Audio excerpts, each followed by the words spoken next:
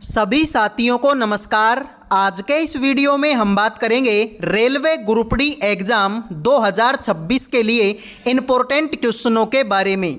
जैसा कि आप सभी को पता है, रेलवे ग्रुप डी 2026 का एग्ज़ाम आने वाला है। लगभग मेरे भाई जुलाई के आसपास में आप लोगों का एग्ज़ाम स्टार्ट हो जाएगा। तो आप सभी के पास में बहुत ही कम टाइम बचा हुआ है। इस टाइम को ज़्यादा से ज़्यादा पढ़ाई में लगा दो, ज़्यादा से ज़्यादा सवालों की प्रैक्टिस कर लो। तो आज के इस वीडियो में काफ़ी सारे इम्पोर्टेंट क्वेश्चन आपको करवाऊंगा। इस वीडियो को लास्ट तक देख लेना मेरे भाई। तो आइए शुरू करते हैं। एक धनराशि को एक निश्चित साधारण ब्याज की दर से 9 वर्षों के लिए निवेश किया गया। यदि इसे 8% अधिक वार्षिक ब्याज दर पर निवेश किया जाता तो 7,992 रुपये अधिक प्राप्त होते। मूलधन ज्ञात कीजिए। बताओ मेरे भाई, इस सवाल का राइट आंसर क्या होगा? तो ध्यान से देखो, यहाँ पर जो टाइम है वो कितना दिया हुआ है, 9 साल का। और रेट कितनी है मेरे भाई? पहले रेट क्या थी उससे हमें मतलब नहीं है, लेकिन वर्तमान में रेट कितनी है? 8% ज़्यादा। तो अगर ये 8% ज़्यादा मेरे भाई दर लगाता है तो उसे कितने रुपए ज़्यादा मिलते हैं? 7,992। यानी कि 8% रेट की वैल्यू कितनी है? 7,992 है। तो मेरे भाई ध्यान से देखो, साधारण ब्याज का जो फॉर्मूला होता है वो होता है मूलधन गुणा में रेट गुणा में टाइम बटे में 100। तो मेरे भाई मूलधन कितना है हमें नहीं पता, रेट कितनी है 8% की, टाइम कितना है 9 वर्ष का, बटे में कितना है 100। और इस तरीके से साधारण ब्याज कितने का मिलता है? 7,992 रुपये का। तो मेरे भाई ध्यान से देखो, अब इसको काटा पीटी कर लो। इसमें अगर मैं 9 का भाग देता हूं तो 9 8 का 72, 7 बचेगा। 9 8 का 72, 7 बचेगा और 9 8 का 72 हो गया मेरे भाई। 8 से इसमें भाग देंगे तो कितनी बढ़ जाएगा? 111 बढ़ जाएगा। ये 100 आ जाके गुणा हो जाएगा तो मूलधन तुम्हारा हो जाएगा 111 के पीछे 2 जीरो। यही तुम्हारे सवाल का करेक्ट आंसर है। आइए अगले सवाल पर बढ़ते हैं। अगला सवाल है 1/20 9/90 का कितना प्रतिशत है? फटाफट बताएंगे 1/20 9/90 का कितना प्रतिशत है? तो ध्यान से देखेंगे 1/20 जो है मेरे भाई किसका निकालना है? 9/90 का। कितने का? 9/90। तो मेरे भाई कितना है? 9/90। तो मैं इसको काट लेता हूँ, ठीक है। देखो 9 एकम 9 और 9 का भाग देंगे तो कितनी बार जाएगा? 10 बार। तो इसको मैंने काट लिया, कितनी बार हो गया? 1/10। और परसेंटेज के बारे में पूछा है तो मेरे भाई 100 से मल्टीप्लाई करना पड़ेगा। अब तुमको पता है कि 4 संख्या कभी भी बटे में नहीं रह सकती, तो ये संख्या कहाँ गुणा हो जाएगी? इससे। तो 10 को 1 से गुणा करेंगे 10 हो जाएगा, 1 यहाँ गुणा हो जाएगी, 1 को 20 से गुणा करेंगे 20 हो जाएगा, और 100 से मल्टीप्लाई तो हमारा चल ही रहा है। तो मेरे भाई ध्यान से देखें, 0 से 0 कटेगा, 2 का भाग 100 में देंगे, 50 आंसर आएगा। यही तुम्हारे सवाल का राइट आंसर है। तो जिन्होंने मेरे भाई डी आंसर दे दिया उनके मजे हैं, बाकी सभी का सवाल गलत हो चुका है। वीडियो में आगे बढ़ने से पहले जो भी student railway group D exam 2026 की तैयारी कर रहे हैं उन सभी के लिए करंट अफेयर का, जीके का, रीजनिंग का और मैथ का, इन चारों सब्जेक्टों का PDF तैयार कर दिया केवल 100 रुपये में। 100 रुपये में चारों सब्जेक्टों का PDF आपको मिलेगा। इस PDF में इम्पोर्टेंट क्वेश्चन होंगे, साथ में उन क्वेश्चनों का डिटेल में सॉल्यूशन होगा। अगर कोई बच्चा ध्यान से मन लगा के इस PDF को पढ़ लेता है तो उसका सिलेक्शन पक्का है, क्योंकि मेरे भाई PDF में वैसे क्वेश्चन हैं जैसे क्वेश्चन आपकी एग्जाम में पूछे जाएंगे। तो मात्र 100 रुपये का PDF है। अगर मेरे भाई आपको ग्रुप डी में अच्छा स्कोर करना है, ग्रुप डी में सिलेक्शन लेना है, तो मात्र 100 रुपये का PDF है जिसमें चारों सब्जेक्ट आपको मिलेंगी। तो जिन भी बच्चों को चाहिए इन नंबरों पे व्हाट्सअप मैसेज करके केवल और केवल 100 रुपये में चारों सब्जेक्टों का PDF आप ले सकते हैं और ग्रुप डी में सिलेक्शन पा सकते हैं। अब बढ़ते हैं अगले सवाल पर। 54x² 18xy का तृतीय अनुपाती कितना होगा? फटाफट आपको बताना है कि मेरे भाई इसका तृतीय अनुपाती कितना होगा। तो अगर मेरे भाई आपको थोड़ी सी भी नॉलेज है तो तृतीय अनुपाती का फॉर्मूला क्या होता है, बी स्क्वायर अपॉन में ए। क्या होता है, बी स्क्वायर अपॉन में ए। तो यहाँ पर ए की वैल्यू कितनी भाई, जो शुरू की वैल्यू है ये तो मेरे भाई ए की वैल्यू है 54x², और जो बाद में की वैल्यू है ये बी की वैल्यू है 18xy। तो यहाँ पर मेरे भाई बी का स्क्वायर करना है, तो इसका स्क्वायर करो। 18 का स्क्वायर कितना होगा, 324 होगा, और एक्स वाई का क्या होगा, एक्स का भी स्क्वायर हो जाएगा और वाई का भी स्क्वायर हो जाएगा। बटे में ए की वैल्यू कितनी है, 54x का स्क्वायर, तो ये हो जाए 54x का स्क्वायर। तो करना क्या है, कुछ नहीं करना, एक्स स्क्वायर से एक्स स्क्वायर कटेगा, और मेरे भाई 54 का भाग 324 में देंगे तो मेरे भाई 6 चौक का 24, ठीक है 32, यानी कितनी बार जाएगा, 6 बार जाएगा, तो 6, और ये वाई स्क्वायर तुम्हारा यहाँ पर बना हुआ है। तो राइट आंसर होगा 6y²। उम्मीद करूंगा मेरे भाई ये सवाल भी आपके समझ में आ गया होगा। इसी बात पे मेरे भाई एक लाइक और एक सब्सक्राइब कर दीजिए। सोहन ने रौनक को 28% के लाभ पर एक पानी की बोतल बेची। रौनक ने राहुल को 12.5% के लाभ पर पानी की बोतल बेची। यदि राहुल ने पानी की बोतल के लिए 288 रुपये का भुगतान किया तो सोहन ने इसे कितने रुपए में खरीदा था। तो मेरे भाई ध्यान से देखो, यहाँ पर सवाल में हुआ क्या है कि सोहन ने बेची है रौनक को, और रौनक ने बेची है राहुल को, और राहुल ने कितना पैसा दिया, 288। ठीक है, सोहन ने रौनक को बेचा, रौनक ने राहुल को बेचा, और राहुल ने 288 रुपये का भुगतान कर दिया।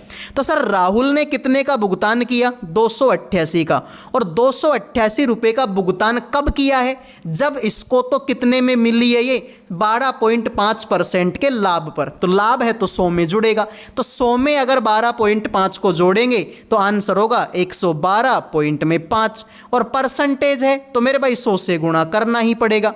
उसके बाद में आ जाइए अगली कंडीशन, सोहन ने रौनक को बेचा था 28% के लाभ पर, 28% का लाभ यानी कि 128, परसेंटेज है तो 100 से गुणा करना ही पड़ेगा। तो यहाँ देखो, यहाँ पर ऐसे करो, देखो पॉइंट के बाद में एक संख्या है, पॉइंट के बाद में एक संख्या, तो मैं क्या करता हूँ, पॉइंट को तो हटा देता हूँ और एक जीरो और लगा देता हूँ। अब मेरे भाई इसको कर लो, देखो इसमें मैं 25 का भाग देता हूँ, 25 चौका 100, और ये आएगा 25 पंजो 125, 405 बार जाएगा। इसमें 25 का भाग देता हूँ, 25 चौका 100 हो जाएगा। इसमें अगर मेरे भाई मैं किसका भाग देता हूं तो इसमें मैं 5 का ही दे लेता हूं मेरे भाई, तो कितनी बार जाएगा, 81 बार जाएगा। इसमें अगर मैं 5 का भाग देता हूं तो कितनी बार जाएगा सर, 200 बार ये भाग तुम्हारा चला जाएगा। अब मेरे भाई ध्यान से देखो, इसको 9 से काटते हैं, 9 9 81, इसको 9 से काटेंगे, 9 3 27, और 9 दूनी 18, 32 बार कटेगा। इसको 32 से काटेंगे, 32 से कम 32, 32 चौका 128, 4 से 4 भी कट जाएगा, बचेगा क्या, सिर्फ 200। यही तुम्हारे सवाल का राइट आंसर है। क्लियर मेरे भाई, जिनको समझ में नहीं आया वो एक बार फिर से देख लो, ज़्यादा हमने कुछ किया नहीं है। ठीक है मेरे भाई, ज़्यादा हमने कुछ नहीं किया। राहुल ने 288 का भुगतान किया था, लेकिन ये भुगतान कब किया था, जब इसको 12.5 का लाभ हुआ था, किसको, रौनक को, यानी राहुल को तो 12.5 रुपये ज़्यादा देने पड़े, तो 100 में अगर 12.5 जोड़ें तो 112.5 होगा, परसेंटेज है तो 100 से गुणा करना ही पड़ेगा। उसी तरीके से इसने इसको 28% के लाभ पे बेचा था, तो ये 128 हो जाएगा, परसेंटेज है तो 100 से गुणा करना ही पड़ेगा। मैंने यहाँ पर क्या किया, यहाँ पर पॉइंट के बाद में एक संख्या है तो पॉइंट को तो हटा दिया और एक जीरो यहाँ पे एक्स्ट्रा लगा दी। इसमें मैंने 25 का भाग दिया तो 405 बार गया, इसमें 25 का भाग दिया तो 4 बार गया, इसमें मेरे भाई 5 का भाग दिया तो 81 बार गया, इसमें 5 का भाग दिया तो 200 बार गया, इसमें 9 का भाग दिया 9 बार गया, इसमें 9 का भाग दिया 81 बार गया, सॉरी कितनी बार गया, 32 बार गया। इसमें 9 का भाग, ठीक है, इसको काटेंगे इससे तो कितनी बार कटेगा मेरे भाई, 4 बार कटेगा, 4 से 4 कट जाएगा। तो राइट आंसर तुम्हारा सिर्फ क्या बचेगा, 200 यहाँ पर बच जाएगा। क्लियर मेरे भाई, यहाँ पर कितना बचेगा, सिर्फ और सिर्फ मेरे भाई आपका 200 बचेगा। आइए अगले सवाल पर बढ़ते हैं। 18, 54 और 72 का महत्तम समापवर्तय ज्ञात कीजिए। फटाफट बताएंगे मेरे भाई, 18, 54 और 72 का में से निकालना है। तो सीधी सी बात है मेरे भाई, में से क्या होता है? वो बड़ी से बड़ी संख्या होती है जो सबको काट दे मेरे भाई, ठीक है। बड़ी से बड़ी संख्या होती है जो सबको काट दे, ठीक है। तो देखो 18 देख लो, 18 का भाग 18 में भी जाता है, 18 का भाग 54 में भी जाता है और 18 का भाग 72 में भी जाता है। तो यही तुम्हारे सवाल का राइट आंसर हो जाएगा, ठीक है। तो इसका में से क्या होगा मेरे भाई? 18।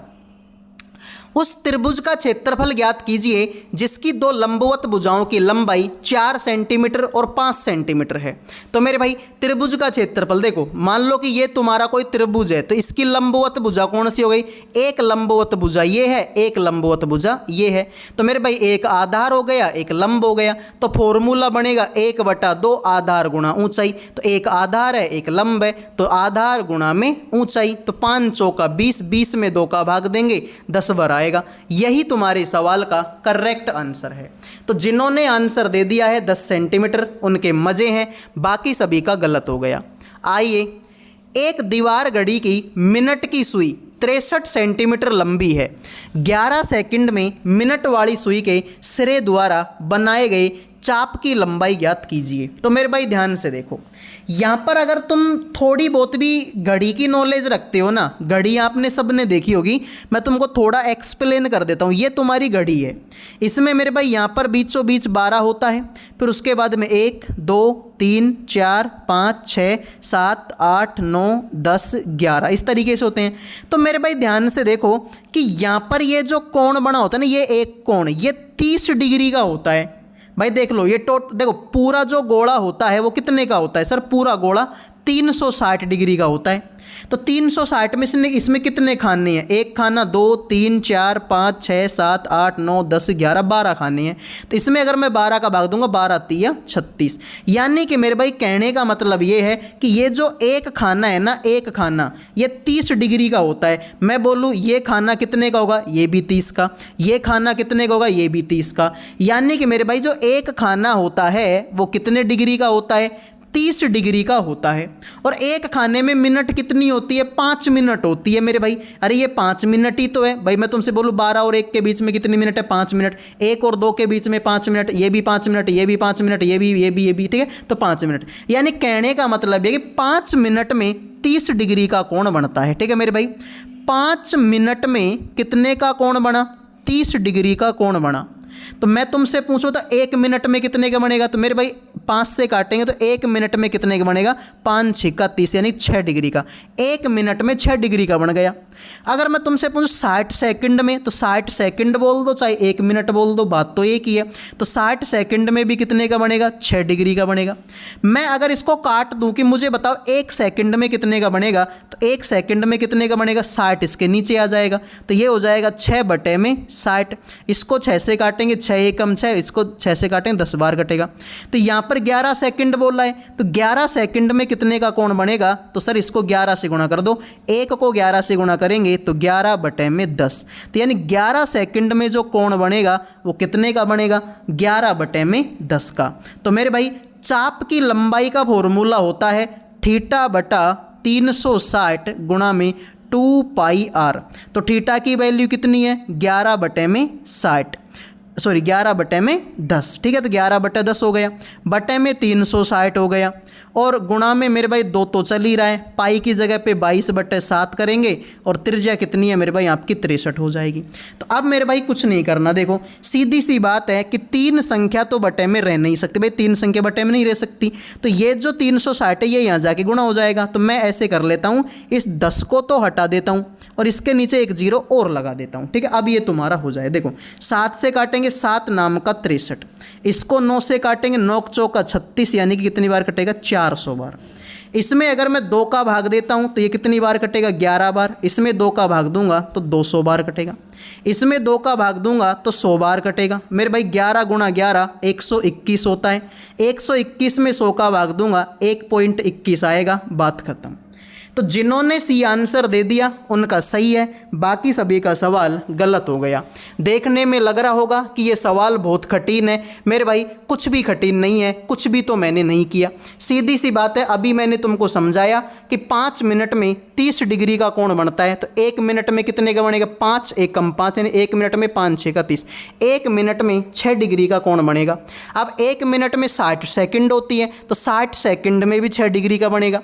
तो अगर 1 सेकंड में कितने का बनेगा? तो 60 इसके नीचे आ जाएगा, तो 6 से 6 और 6 से 60 में 10 बार 1/10 हो गया। लेकिन हमको तो 11 सेकंड चाहिए था, तो इसको 11 से गुणा कर दो, तो 1 को 11 से गुणा करेंगे तो 11/10, यानी थीटा की वैल्यू आ गई 11/10। तो चाप की लंबाई का फॉर्मूला होता है θ/360 गुणा में 2πr। तो थीटा की वैल्यू कितनी? 11/10 है, तो 11/10 कर दिया, बटे में 360 तो 360। अब 3 संख्या बटे में रह नहीं सकती, ये 10 में नहीं गुणा कर दिया, तो ये हो गया 11/3600 गुणा में 2π और r की वैल्यू 63 है। तो मेरे भाई देखो 7 का भाग दिया 7 नाम का 63, 9 का भाग 3600 में देंगे 400 बार, 2 का भाग 22 में दिया 11 बार, 2 का भाग 400 में दिया 200 बार, 2 एकम 2 और 2 का भाग 200 में देंगे 100 बार, 11 गुणा 11 121, 121 में 100 का भाग देंगे 1.21।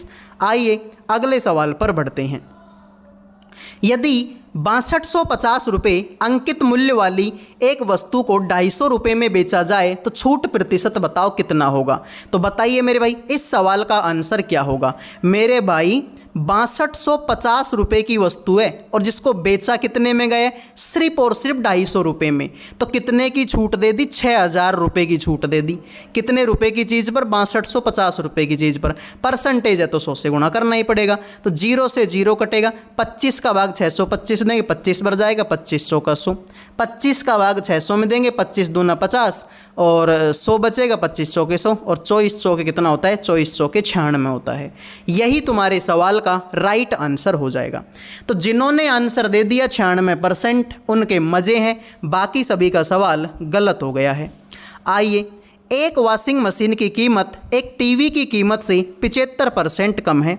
यदि वॉशिंग मशीन की कीमत 72% बढ़ जाती है और टीवी की कीमत 20% कम हो जाती है, तो 4 वॉशिंग मशीन और 3 टीवी की कुल कीमत में कितने प्रतिशत का परिवर्तन होगा?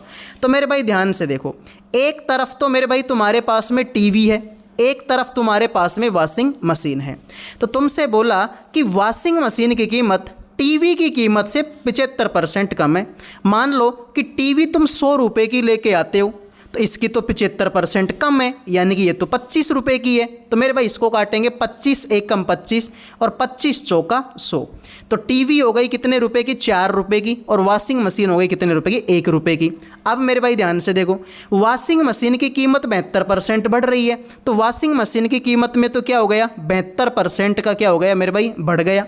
और टीवी की कीमत 20% कम हो गई, तो टीवी की कीमत में क्या हो गया? 20% माइनस हो गया।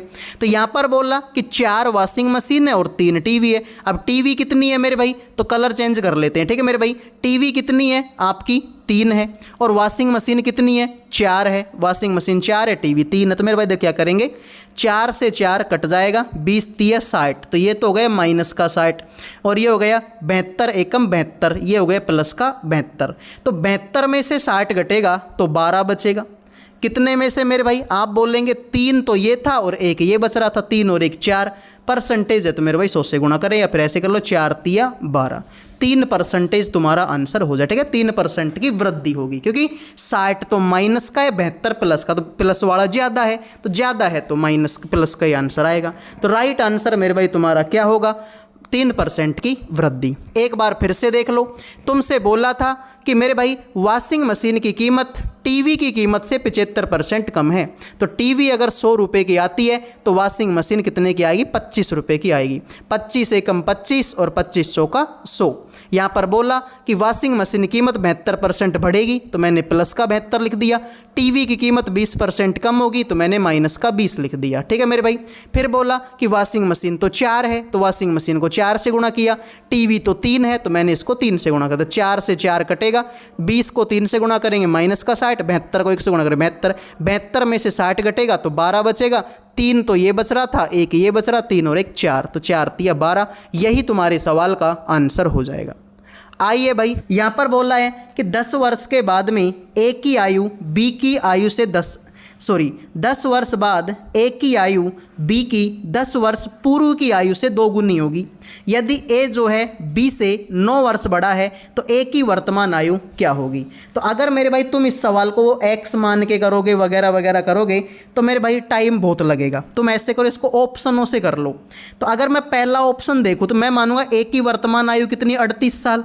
तो ए की अगर उम्र 38 साल है तो बी की उम्र कितनी होगी बताना ज़रा।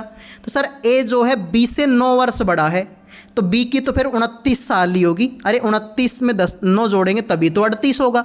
तो ए की उम्र 38 साल है तो बी की उम्र 29 होगी। अब बोला मेरे भाई 10 वर्ष बाद ए की आयु, तो ए की आयु में 10 जोड़ दो तो 38 में 10 जोड़ेंगे 48। बी की 10 वर्ष की पहले की तो बी में से 10 घटा दो तो इसमें से 10 घटाएं तो 19 बचेगा, दुगनी होगी। 19 दूना 38 होता है, 48 नहीं होता। इसका मतलब ये तो गलत है। इस बी ऑप्शन को देख लो, ए की वर्तमान आयु तो मैं मान लेता हूँ 48 है। तो ए की वर्तमान आयु कितनी है, मैंने माना 48। तो फिर बी की उम्र कितनी होगी सर, बी ए तो जो है बी से 9 वर्ष बड़ा है तो बी की उम्र तो फिर 39 होगी। अरे मेरे भाई तभी तो 39 में 9 जोड़ेंगे तो 48 आएगा। फिर बोला कि ए 10 वर्ष बाद ए की आयु, तो ए की आयु में 10 जोड़ेंगे तो कितना होगा 58 होगा। बी की 10 वर्ष पहले की आयु, बी की में से 10 घटाएंगे तो 39 में 10 घटाएंगे 29 तो हो गए मेरे भाई। 29 दूना 58, तो ये तो बोल दुगनी है, 29 दूना 58। मतलब मेरे भाई बी ऑप्शन आपका करेक्ट हो जाएगा। तो ये थी आज की क्लास। उम्मीद करूँगा क्लास पसंद आई होगी। लाइक सब्सक्राइब कर दीजिए। जय हिंद, जय भारत।